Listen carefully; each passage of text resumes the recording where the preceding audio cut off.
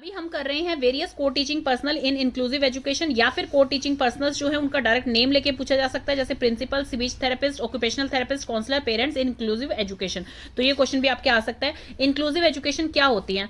जहां हर स्टूडेंट जो है एक ही क्लासरूम में पढ़ सके उसे कहा जाता है इंक्लूसिव एजुकेशन। यहाँ पर बच्चे की स्ट्रेंथ, वीकनेस कुछ भी नहीं देखा जाता है। हर बच्चा, चाहे वो डिसेबल है, चाहे उसकी लर्निंग कैपेसिटी कम है, चाहे वो फिजिकली हैंडीकैप है, हर बच्चा एक कॉमन क्लासरूम में पढ़ सकता है, चाहे वो नॉर्मल है चाहे वो डिसेबल है। तो उसे कहा जाएगा इंक्लूसिव एजुकेशन, मतलब हर किसी को इंक्लूड करके चलती है ये एजुकेशन। देन को टीचिंग प्रोफेशनल्स कौन से होते हैं? जो है therapist, school psychologist, physiotherapist, occupational therapist. ये जो है ये बहुत ही वाइटल रोल प्ले करते हैं सपोर्ट करने में। जो डिसेबल बच्चे होते हैं, जिनको स्पेशल नीड्स की जरूरत होती है, कोई डिसेबिलिटी होती है, तो उनको एक पॉजिटिव एनवायरनमेंट बनने के लिए, उनको एक असिस्टिव डिवाइस देने के लिए, असिस्टेंस देने के लिए इन सब का रोल बहुत ही वाइटल है। सबसे फर्स्ट जो आते हैं वो है हमारे inclusion is to partner with parents, मतलब पेरेंट्स को जो है इन्वॉल्व करके चले हर चीज में। अब क्या होता था ट्रेडिशनल स्कूल्स में, जब पेरेंट जो है अपने स्पेशल किड को स्कूल में लेके जाते थे एडमिशन के लिए, तो उनको नेगेटिव फीडबैक मिलता था, मतलब चिल्ड्रन को वहां से रिजेक्शन मिल जाती थी और उनको कह दिया जाता था कि आपके लिए स्पेशल स्कूल्स हैं, आप स्पेशल स्कूल में जाइए, यहां पर आपको एजुकेशन नहीं मिल सकती। लेकिन अब क्या है, जैसे जैसे हमारी एजुकेशनल पॉलिसीज चेंज हो रही हैं, तो अब क्या है, अब आपको एडमिशन भी मिलता है और स्कूल स्टाफ आपसे कोऑपरेटिव बिहेव करता है, आपसे सब चीजें इंफॉर्मेशन पहले बच्चे के बारे में लेता है कि बच्चे की नीड्स क्या है, बच्चे की हॉबीज क्या है, उसको किस तरह की डिसेबिलिटी है, और बच्चा जो है उसके कहां कहां इंटरेस्ट है, किस तरह के उसके बिहेवियर है, ये सब चीजें पेरेंट्स से पहले इंफॉर्मेशन लेता है स्कूल, और फिर उसके बाद पेरेंट्स को हर चीज में इन्वॉल्व करता है और बच्चे को एडमिशन उसके अकॉर्डिंग क्लास में दे देता है। और पेरेंट्स को हर चीज में इन्वॉल्व किया जाता है, चाहे बच्चे की कोई एक्टिविटी हो रही है, मतलब एक पार्ट बना दिया जाता है स्कूल का, उस सिस्टम का, जिसमें पेरेंट्स को भी ये पता लगे कि मेरे बच्चे को कैसा एनवायरनमेंट मिल रहा है और किस तरह से उसकी नीड्स को फुलफिल किया जा रहा है। सेकंड आ गया है रोल ऑफ प्रिंसिपल और स्कूल एडमिनिस्ट्रेटर। प्रिंसिपल का रोल भी जो है वो बहुत ही प्रायोरिटी वाला है, क्योंकि प्रिंसिपल जो है उस पर पूरा डिपेंड करता है वो किस तरह से इंक्लूसिव स्कूल चला रहे हैं, उनका स्टाफ कैसा है, स्टाफ में वो सब बच्चों को एनकरेज कर रहे हैं कि नहीं, किसी की बुलिंग तो नहीं हो रही है, किसी बच्चे को जो है इंफीरियर तो नहीं रखा जा रहा है। तो वो स्टाफ जो है, जैसे होल स्कूल अप्रोच हमने पीछे पढ़ी थी कि पूरा स्कूल, चाहे वो नॉन टीचिंग स्टाफ है, चाहे एडमिनिस्ट्रेटिव डिपार्टमेंट है, चाहे टीचिंग स्टाफ है, हर कोई जो है वो इन्वॉल्व हो इसमें, हर कोई इंक्लूजन को माने, उसे एक्सेप्ट करे, तभी जो है वो चीज प्रोग्रेस कर सकती है। तो मतलब ये एनकरेज करते हैं अपने स्टाफ को, अपनी हर चीज को, ताकि वो इंक्लूजन प्रोग्राम को और अच्छी तरह से चला पाएं और अच्छी तरह से आगे बढ़ा पाएं। तो वो हर पॉसिबल अटेम्प्ट करें कि जो जो चीजें जरूरी हैं एक इंक्लूजन स्कूल में, वो सब चीजें जो हैं वो स्कूल के पास हो, उन्हें प्रोवाइड की जाए बच्चों को। तो वो चीज सारी की सारी किसका रोल होता है? प्रिंसिपल का या स्कूल एडमिनिस्ट्रेटर का। इनका काम है कि ये टीचर्स को जो है टाइमली शेड्यूल दें कि भाई वीकली बेसिस पे आप कुछ ऐसी प्लानिंग करें कि आप कोलैबोरेटिव लर्निंग करवा पाए, मतलब को टीचिंग करवा पाए। जैसे कि एक जो सब्जेक्ट टीचर हैं, एक साइकोलॉजिस्ट हो जाए उनके साथ, या एक फिजियोथेरेपिस्ट हो जाए, थेरेपिस्ट हो जाए, कोई भी बंदा हो जाए जो उनकी हेल्प कर सके स्पेशल नीड्स को जानने में बच्चे की। और वो इंश्योर करें कि सारी स्कूल पॉलिसीज जो हैं वो प्रमोट करें इंक्लूजन को, मतलब जो एक सेटिंग है उसको मैक्सिमम एक्सटेंट तक ले जाएं, इस तरह से इंक्लूसिव सेटिंग्स को जो है प्रमोट किया जाए, एनकरेज किया जाए।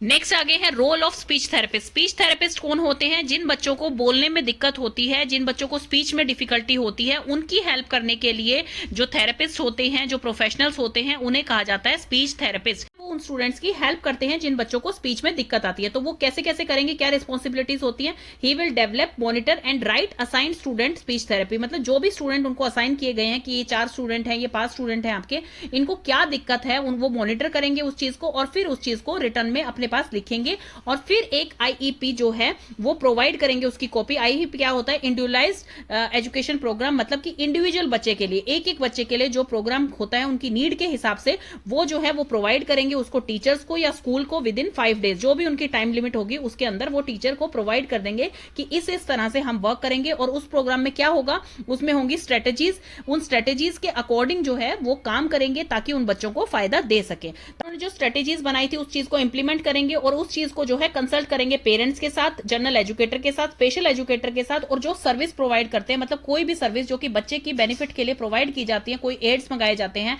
कोई भी उनकी सर्विसेज मंगाई जाती हैं, तो वो उनके साथ जो है कंसल्ट करेंगे कि हम ये स्ट्रेटेजीज अपना रहे हैं बच्चों के साथ, मतलब उन्हें अवेयर करेंगे इस चीज के बारे में। और फिर उसके बाद जो है वो स्ट्रेटेजीज जब हम अप्लाई करेंगे तो हम बच्चों की परफॉर्मेंस देखेंगे। जैसे मान लीजिए हमने कोई नई चीज इंक्लूड करी अपने सिलेबस में, तो हम उसको पहले सेमेस्टर में देखेंगे 6 महीने बाद कि भाई वो चीज जो हमने इंक्लूड करी थी, क्या वो चीज कुछ फायदा दे रही है बच्चों को, फायदा नहीं दे रही है, क्या हमें कोई और चीज इंप्लीमेंट करनी है, किस हिसाब से अपने करिकुलम में को अपडेट करना है, तो वो चीजें उस चीज में फायदा करती हैं। तो इसीलिए रेगुलर इंटरवल पे बच्चों की परफॉर्मेंस को चेक किया जाएगा कि भाई वो परफॉर्म वेल कर रहे हैं या फिर उसके परफॉर्मेंस में कोई फर्क नहीं आ रहा है, तो वो चीजें चेक की जाएंगी और उस हिसाब से जो है उसको और मतलब अच्छी तरह से इंप्लीमेंट किया जाएगा। तो इस तरह से इन्हें जो है करिकुलम में भी कुछ इंप्लीमेंट करना होता है, तो ये जो है वो इसमें इंप्लीमेंट कर सकते हैं। तो ये रोल होते हैं आपके स्पीच थेरेपिस्ट के। देन है role of occupational therapist. Occupational therapist कौन होते हैं? ये ऐसे प्रोफेशनल्स होते हैं जो कि बच्चे की मोटर स्किल्स को डेवलप, जिनकी को प्रॉब्लम होती है मोटर स्किल्स करने में, उनकी हेल्प करने के लिए ऑक्यूपेशनल थेरेपिस्ट वहां पे होते हैं। मोटर स्किल्स में जिन बच्चों को दिक्कत आती है उनको कुछ ऐसी एक्टिविटीज प्लान करके दी जाए, ऐसे उनको जो है टास्क दिए जाए जिससे कि वो इस चीज में बेहतर हो सके। एक होती है फाइन मोटर स्किल, एक होती है आपकी gross motor skill. Fine motor skill क्या होती है? अब जैसे मैंने ये पेंसिल पकड़ी है तो मेरा इसमें प्रॉपर जो है हैंड का ये होना चाहिए, फिंगर का कोऑर्डिनेशन जब मुझसे पकड़ी जा रही है, तो फिर वो क्या है? फाइन मोटर स्किल है। मतलब कि ये फाइन मोटर स्किल है कि आपकी फिंगर्स किस तरह से ग्रिप कर रही है किसी चीज को, पेंटिंग आप कैसे कर रहे हैं, ड्राइंग आप कैसे कर रहे हैं, मतलब बारीक स्किल को फाइन मोटर स्किल कहा जाता है। ग्रोस मोटर स्किल मतलब आप कैसे भाग रहे हैं, कैसे आप रस्सी कूद रहे हैं, कैसे आप जो है बाइक चला रहे हैं, बॉल को कैच कर रहे हैं, मतलब जिसमें आपके पूरे हैंड की मूवमेंट हो रही है या लेग्स की मूवमेंट हो रही है, उसे कहा जाता है ग्रोस मोटर स्किल। और किसी एक पर्टिकुलर पार्ट की होती है उसे फाइन मोटर स्किल, मतलब जैसे पेंसिल्स में किसकी हो रही है? आपकी ग्रिपिंग की हो रही है कि भाई आप अपनी फिंगर से कैसी ग्रिप कर पा रहे हैं, तो वो होती है फाइन मोटर स्किल। तो फाइन मोटर स्किल के एग्जांपल क्या है? पेंटिंग है, ड्राइंग है, कटिंग विद सीजर से आप कुछ कट कर रहे हैं। ग्रोस मोटर स्किल्स के एग्जांपल्स क्या हैं? जैसे आप स्किपिंग कर रहे हैं, मतलब रस्सी कूद रहे हैं, कोई पोस्चर है आपका, रनिंग जैसे कैच कर रहे हैं कोई बॉल को, बाइक राइड कर रहे हैं, तो ये आती है ग्रोस मोटर स्किल। तो इनमें कोई भी दिक्कत होती है बच्चों को अगर, तो वो कहलाई जाती है कि भी उन्हें ऑक्यूपेशनल थेरेपिस्ट की नीड होती है।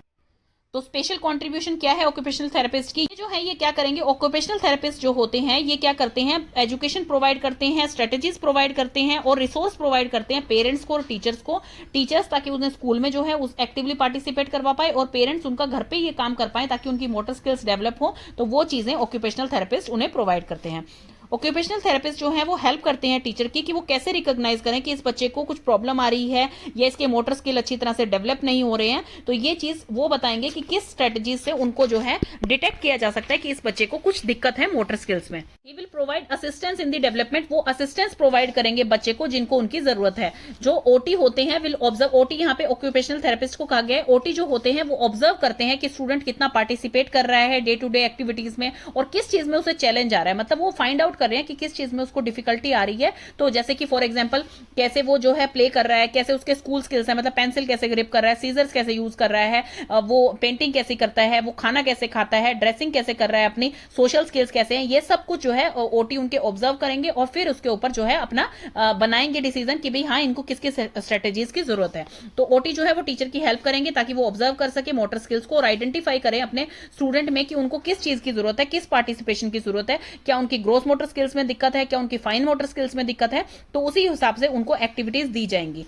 नेक्स्ट है इसमें कि OT will aid in the development of differentiated instruction strategies. उनको स्ट्रेटेजीज देंगे टीचर को कि आप ये चीजें करवा सकते हैं। फॉर एग्जांपल जैसे वो उनको एग्जांपल देंगे कि आप कोऑर्डिनेशन में काम करवाइए, कि बच्चों को जो है सीजर से कट करने के लिए दीजिए, उनको पेंटिंग करवाइए, उनको कीबोर्ड यूज करना बताइए, उनको डेली फिटनेस रूटीन बताइए कि आपको जो फिजिकल एक्टिविटीज करनी है, एक्सरसाइज करनी है, दौड़ना है, रस्सी कूदनी है। तो ये सब चीजें वो स्ट्रेटेजीज में इंक्लूड करेंगे। ऑक्यूपेशनल थेरेपिस्ट जो होते हैं वो खुद प्रोफेशनल होते हैं, उन्होंने ये पढ़ाई की होती है ताकि वो बच्चों को जो है इसमें हेल्प कर सके। तो वो एक ब्रिज बना देते हैं आपके हेल्थ केयर सिस्टम में, क्योंकि ये एक हेल्थ इशू है जो डिसेबिलिटी होती है बच्चों को, और एक एजुकेशनल सिस्टम में उसके बीच का एक ब्रिज बना देते हैं कि वो दोनों चीजें अच्छी तरह से कर पाए। देन आपका रोल आता है फिजियोथेरेपिस्ट का। फिजियोथेरेपिस्ट क्या होते हैं? फिजियोथेरेपिस्ट जैसे आपने देखे भी होंगे कि आपको कहीं पे पेन हो रहा है और आपका वो पेन, जैसे डॉक्टर कह रहा है आप फिजियोथेरेपिस्ट के पास जाइए, वो कुछ एक्सरसाइज करवाएंगे आपसे तो आपका पेन ठीक हो जाएगा, या फिर वो कोई इलेक्ट्रोड्स लगाते हैं जिससे कि आपका पेन ठीक हो जाता है। तो फिजियोथेरेपिस्ट आपकी एक तो पेन मैनेजमेंट में हेल्प करते हैं, फिजिकली या कोई मोबिलिटी प्रॉब्लम होती है, चलने फिरने में दिक्कत हो रही है आपको, या कहीं पे बहुत ज्यादा पेन हो रहा है स्वीयर, जैसे कमर में दर्द हो रहा है या पैरों में दर्द हो रहा है, तो उसमें आपकी फिजियोथेरेपिस्ट हेल्प कर सकते हैं। फिजियोथेरेपिस्ट जो है वो जो फिजिकल मूवमेंट होती है बच्चे की, उसमें जो भी दिक्कत आती है मसल बोन में, इन चीजों को ठीक कर सकते हैं। इनके बैलेंस को, इनके पोस्चर को किस तरह से पेन मैनेजमेंट कर रही है, मतलब किस तरह से आपको बैठना है, क्या आपको एक्सरसाइज करनी है, कैसे आपको सोना है, मतलब आपको पिल्लो लेना है या नहीं लेना है, तो हर चीज वो आपको बता देते हैं। तो उनका वो काम होता है फिजियोथेरेपिस्ट। ये जो है डायरेक्ट फिजिकल थेरेपीज देते हैं स्टूडेंट को, एक्सरसाइज बताई जाती है उन्हें, ताकि वो जो है अकॉर्डिंगली, उनके अकॉर्डिंगली कि उनको दिक्कत किस चीज में आ रही है, उनके अकॉर्डिंग उनको प्रॉपर एक्सरसाइज बताते हैं। ये जो होते हैं ये ट्रेनिंग प्रोग्राम्स बताते हैं उन्हें, ताकि उन बच्चों को, उनके पेरेंट्स को एडवाइस करते हैं कि आप घर पे जो है इस तरह से इनके हेल्थ का ध्यान रख सकते हैं, इस तरह से ये एजुकेशन में आपको फायदा करेगा, सोशली आपको फायदा करेगा। तो वो पेरेंट्स से कोऑर्डिनेट करते हैं, टीचर्स से कोऑर्डिनेट करते हैं, बच्चे की पूरी प्लानिंग बताते हैं कि इस तरह से इनको ट्रेनिंग प्रोग्राम देना चाहिए कि मॉर्निंग में उठते ही इन्हें ये एक्सरसाइज करनी है या ये योगा इनके लिए बेनिफिशियल है। वो उनकी नीड्स के अकॉर्डिंग उनको एक्सरसाइज और उनको जो है थेरेपीज बताते हैं। फिजियोथेरेपिस्ट जो होते हैं वो बच्चों की डेली एक्सरसाइज रूटीन बताते हैं, उनको क्या गेम्स खेलने चाहिए, कौन से असिस्टिव डिवाइस इनके लिए ठीक होते हैं, वो भी प्रिस्क्राइब फिजियोथेरेपिस्ट के द्वारा ही किया जाता है। जैसे फिजियोथेरेपिस्ट ही उन्हें बताएगा कि इनको व्हील चेयर की नीड है, या इनको किसी राइटिंग में कोई एड की नीड है, किसी भी चीज की नीड है, वो चीज असिस्टिव डिवाइस भी कौन से यूज करने हैं उस पर्टिकुलर बच्चे के लिए, वो भी फिजियोथेरेपिस्ट ही आपको रिकमेंड करेंगे।